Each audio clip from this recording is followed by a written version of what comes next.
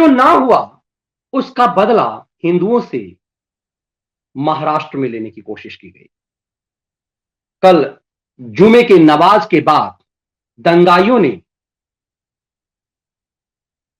ने महाराष्ट्र बंद का आह्वान किया और अमरावती से लेकर के नांदेड़ में उत्पात मचाया गया। जिन हिंदुओं ने दुकान बंद नहीं किए उनके ऊपर पथराव और आगजनी की गई। त्रिपुरा में त्रिपुरा पुलिस लगातार यह कहती रही कि त्रिपुरा में कुछ भी वैसा नहीं हुआ है, लेकिन कुछ शिया मस्जिद, बांग्लादेश के शिया मस्जिदों में जो आगजनी हुई थी उसकी तस्वीर और ऐसे कुछ तस्वीर दिखा करके भारत के लेफ्ट लिबरल गिरोह के सो कॉल्ड पत्रकारों ने, दिल्ली में बैठे हुए खैरातियों और खलिहर खैरातियों ने अपने ट्विटर हैंडल से जो जहर उगला उसकी परिणति यह हुई कि त्रिपुरा बदनाम होने लगा। क्योंकि त्रिपुरा में सालों से वामपंथी सरकार रही और उस सरकार को जड़ से उखाड़ करके बंगाल की खाड़ी में फेंक दिया गया। लिबरल गैंग सालों से बंगाल के बाद त्रिपुरा में उम्मीद लगाई हुई बैठी हुई थी। एक छत्रराज त्रिपुरा में सालों से लेफ्टिस्टों का चल रहा था।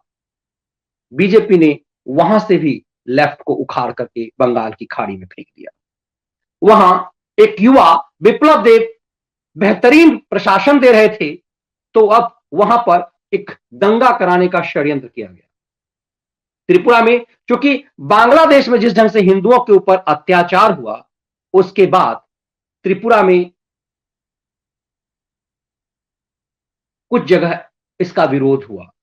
उसके विरोध के बाद उसी ढंग से शुक्रवार को कुछ मोहम्मदवादियों ने उत्पात मचाया, कुछ झड़प हुई और एक दिन के अंदर उस पर सरकार ने पूरी तरह से कंट्रोल कर लिया। ठीक उसी ढंग से कि चूंकि वहां पर सरकार बीजेपी की थी, दिल्ली से लेकर के बंगाल और त्रिपुरा में बैठे लेफ्ट लिबरल गिरोह के पत्रकारों ने, साहित्यकारों ने और ऐसे चिरकुटों की टोली ने सोशल मीडिया के माध्यम से कुछ तस्वीर वायरल किए जो तस्वीर फर्जी थे और उसके आधार पर त्रिपुरा में विप्लव देव शर्मा की सरकार को गिराने का षड्यंत्र रचा गया। यह पूरा प्लांटेड खेल था और त्रिपुरा की सरकार इसे समझ गई। तो विप्लव देव की सरकार ने योगी स्टाइल में, जो आमतौर पर पूरे देश में कहीं नहीं होता, अब तक यही चलन था कि लेफ्ट लिबरल गिरोह के खैराती और खलिहर खैराती दंगाई पत्रकारिता करेंगे, सोशल मीडिया पर दंगाई खेल खेलेंगे, लेकिन पत्रकारिता की आड़ में, अभिव्यक्ति की स्वतंत्रता की आड़ में वो बचते चले जाएंगे। लेकिन योगी ने इन सबको नामजद किया। योगी ने यूएपीए एक्ट भी लगाया। ठीक उसी ढंग से उससे 2 कदम आगे बढ़ गए विप्लव देव, और विप्लव देव ने 100 से ज्यादा सामाजिक कार्यकर्ता और पत्रकारों के ऊपर यूएपीए एक्ट के तहत मुकदमा दर्ज किया। और जो ही उन सब के ऊपर यूएपीए एक्ट के तहत मुकदमा दर्ज हुआ, उन्हें नोटिस दिया गया कि तुमने फर्जी तस्वीर जारी करके त्रिपुरा को एक दंगाई प्रदेश बनाने का षड्यंत्र रचा। ठीक उसी ढंग से जैसे 2002 में गुजरात के साथ किया था, इन टोली ने त्रिपुरा को बदनाम करने का जब षड्यंत्र किया तो इन सब के ऊपर राजद्रोह के तहत मुकदमा दर्ज किया गया। जो ही राजद्रोह की तरफ मुकदमा दर्ज हुआ तो अदालत लगाने वाले संपादकों का जो गढ़ है उसमें एडिटर गिल्ड्स ने इसकी शिकायत की और ये पूरा मामला सुप्रीम कोर्ट तक लेके चले आए कि त्रिपुरा में अभिव्यक्ति की साथ आजादी खत्म की जा रही है। मतलब पत्रकारिता की आड़ में ये देश को जला देंगे, ये देश को जलाते आए हैं। ये लिबरल गैंग के जो कुछ सेलेक्टिव पत्रकार हैं, ये इस देश को जलाने का धंधा, क्योंकि इन्हें कहीं से फंडिंग होती है, इस लिहाज से देश को जला देना चाहते हैं। फर्जी खबर इनका अधिकार है और ये इस अधिकार के तहत त्रिपुरा में आग लगाना चाहते थे। त्रिपुरा पुलिस बार बार ये कहती रही, सोशल मीडिया के माध्यम से ट्विटर को नोटिस जारी किया गया कि ये फर्जी तस्वीर जारी की जा रही है। उसके आधार पर त्रिपुरा में आगजनी करने, दंगा करने का प्रयास किया गया। त्रिपुरा ने उस पर पूरी तरह से नियंत्रण कर लिया। लेकिन त्रिपुरा में जो ना हुआ उसके लिए महाराष्ट्र की अमरावती, नांदेड़, मालेगांव, इन सब में दंगा की कोशिश की गई। शुक्रवार के नमाज के बाद यह तय किया दंगाइयों ने कि हम उन लोगों की दुकानों में आग लगा देंगे। आमतौर पर व्यापारी सबसे ज्यादा इससे प्रभावित होते हैं। और अमरावती, आप देखेंगे सोशल मीडिया पर, महाराष्ट्र राइट, अमरावती, नांदेड़, ये ट्रेंड कर रहा है। मतलब इसका मतलब यह है कि सबसे सॉफ्ट कॉर्नर महाराष्ट्र मिला। दंगाई कहां दंगा करते हैं? जहां लगता है कि वहां पुलिस उनके ऊपर कार्रवाई नहीं करेंगे। तो क्या महाराष्ट्र में जो महाअघाड़ी सरकार है बाला साहब के बेटे की अगुवाई में, उस सरकार को लगा कि हिंदुओं पर अत्याचार करना सबसे ज्यादा आसान महाराष्ट्र में है, इसीलिए क्या वहां दंगा शुरू हुआ। उसके रिएक्शन में आज हिंदूवादी संगठन ने भी रिएक्ट किया और बंद का आह्वान किया। जब ये चीजें हुई तो ये बात बाला साहब के बेटे की सरकार को बहुत बुरा लगा। संजय राउत मैदान में आए और संजय राउत ने कहा कि महाराष्ट्र की महाअघाड़ी की सरकार को बदनाम करने का षड्यंत्र है। सोचिए ये कौन बोल रहा है? ये बाला साहब ठाकरे की पार्टी का मुख्य प्रवक्ता बोल रहा है, ये बाला साहब ठाकरे की पार्टी का जनरल सेक्रेटरी बोल रहा है, ये बाला साहब ठाकरे की पार्टी का राज्यसभा में सदस्य और मुख्य पत्र सामना का संपादक बोल रहा है। वो संपादक, जब हम लोग जर्नलिज्म में नए नए आए थे तो हमें पत्रकारिता में ये कहा गया था कि मराठी तो थोड़ी थोड़ी आनी चाहिए। किस लिए मराठी आनी चाहिए? क्योंकि मराठी का सामना जो है हमेशा मीडिया की सुर्खियों में रहता है कि सामना ने आज क्या छापा। एक बेसिक चीज होता था कि आपको मराठी थोड़ी थोड़ी आनी चाहिए ताकि आप सामना को पढ़ सकें, समझ सकें। एक ट्रेंड सा चल पड़ा था ये 90 के आखिर में, जब हम लोग मास कॉम कर रहे थे, शुरुआती दौर में जब नए नए पत्रकारिता शुरू किया था तो एक कहावत थी, क्योंकि कोई ऐसा दिन नहीं होता था कि जिस दिन सामना की कोई किसी खबर को लेकर के टेलीविजन पर डिस्कशन ना हो, क्योंकि बाला साहब की ठाकरे की अगुवाई में सामना उस समय चल रहा था।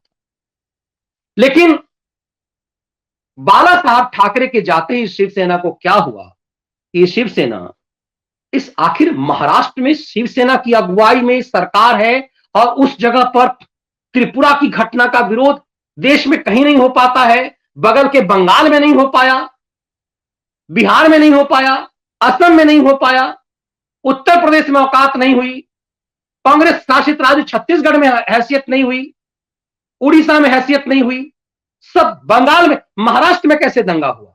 महाराष्ट्र में कैसे जुमा के बाद इन लोगों ने इतनी हिम्मत कर ली? सवाल इस बात का यह है कि पूरे देश में त्रिपुरा एकदम पूर्वोत्तर का एक छोटा सा राज्य है, जिलानुमा एक राज्य है। उस जगह पे की जो घटना हुई, उसका फर्जीवाड़ा जो चलाया गया, उसका टारगेट महाराष्ट्र में क्यों हुआ? यदि दंगा होना था, इतना सॉफ्ट था, तो छत्तीसगढ़ में हो सकता था, उत्तर प्रदेश में कर लेते, बंगाल में कर लेते। ममता बनर्जी तो इतना अवसर देती है, ममता बनर्जी वहां हो जाता। आखिर महाराष्ट्र में क्यों? क्या इसलिए क्योंकि महाअघाड़ी की सरकार की अगुवाई करने वाला जो शिवसेना है वो इस कदर लाचार है कि वो कुछ नहीं बोल सकता, न उधो में, ना माधो में, न चित्त में, न पट में। ये ऐसी क्या है, किसी नपुंसक पार्टी हो गई है शिवसेना। शिवसेना का मुख्य प्रवक्ता कहता है कि हमारी सरकार को बदनाम करने की कोशिश की गई है। मतलब जो शिवसेना हिंदुओं की रक्षा के लिए अपने आप को बताती है, उस शिवसेना के राज में शुक्रवार को दंगा होता है त्रिपुरा के विरोध में। तो फिर ये कौन करा रहा है? क्या कांग्रेस करा रही है? कौन करा रहा है? कैसे पत्थरबाजी हुई? पूरे नांदेड़ में ऐसा लगा कि नांदेड़ से लेकर के अमरावती में उत्पात मचाया गया। पूरी भीड़ ऐसे सामने आई, जम करके पत्थरबाजी हुई, और इस पत्थरबाजी से आपको आश्चर्य लगेगा, ट्विटर पे ये ट्रेंड चल रहा है। और ये ट्रेंड चल रहा है पूरी तरह से, आप देखेंगे महाराष्ट्र राइट्स, आप देखेंगे ये सबसे ज्यादा ट्रेंड कर रहा है। मतलब कैसे इन लोगों ने उत्पात मचाया। सबसे अहम चीज यही सवाल है कि आखिर इन लोगों ने महाराष्ट्र को ही क्यों चुना? क्या इसलिए क्योंकि दंगाई सबसे ज्यादा अपने आप को सुरक्षित यहां महसूस करते हैं? यदि आज ये कांड, इस तरह का उत्पात यदि आज उत्तर प्रदेश में हो रहा होता तो क्या किया होता योगी ने?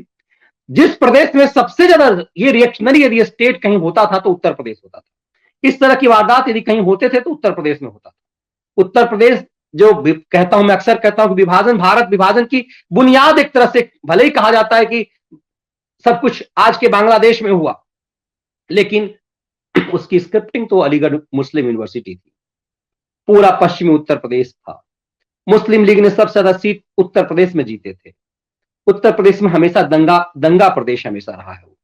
लेकिन कहीं उत्तर प्रदेश में आपको किसी मेरठ में, मलिहाबाद में, कहीं पर ये सब चीजें आपको दिखाई नहीं दी। ये महाराष्ट्र में ही क्यों? ये महाराष्ट्र में ही क्यों इस तरह का उत्पात? और किस लिए? एक त्रिपुरा में फर्जीवाड़ा किसी मस्जिद में कुछ ऐसी घटना की तस्वीर जो बांग्लादेश की मस्जिद की बताई जा रही, त्रिपुरा की सरकार ने, त्रिपुरा के पुलिस ने दावा किया कि त्रिपुरा की छवि है ही नहीं। उसके लिए 100 से ज्यादा पत्रकार पर यूएपीए लगा दिया गया। एडिटर गिल्ड उसके लिए परेशान है।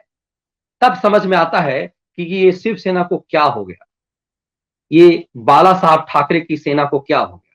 ये पूरा ट्रेंड ये चल रहा है नांदेड़ को लेकर के, अमरावती को लेकर के। एक एक चीज आप देखेंगे, ये सोशल मीडिया का ट्रेंड है।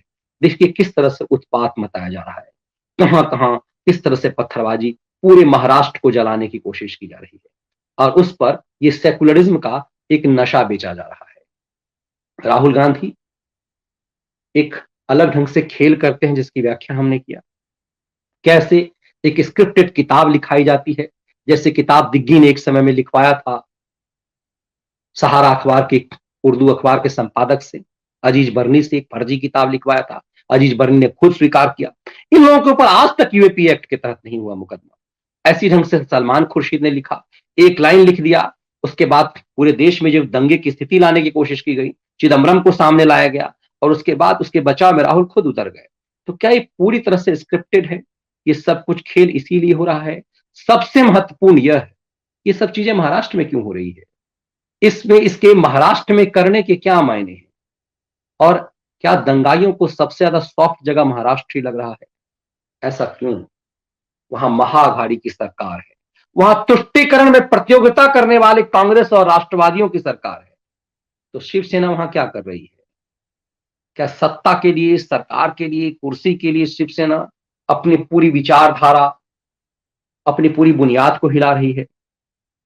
ये सवाल बारंबार उठता है और ये कल्पना से परे है कि त्रिपुरा में कुछ घटना हो तो उसके लिए महाराष्ट्र जला दिया जाए। उत्तर प्रदेश में हुआ तो महाराष्ट्र, उस समय महाराष्ट्र भी जला। लेकिन उस समय फिर क्योंकि बाला साहब ठाकरे थे तो सबको औकात में ला दिया गया था। लेकिन जब उसी शिवसेना का संजय राउत ये कहता हो कि महाअघाड़ी सरकार को बदनाम करने के लिए किया गया है, तो सवाल यह है कि आपने क्या किया है? ये दंगा सामान्य नहीं है। ये दंगा दिखाता है कि असली खिलाड़ी वो नहीं होते हैं जो दंगा कर रहे होते हैं, उसे प्रश्रय देने वाले होते हैं जो सेकुलरिज्म का नंगा नाच कर रहे हैं।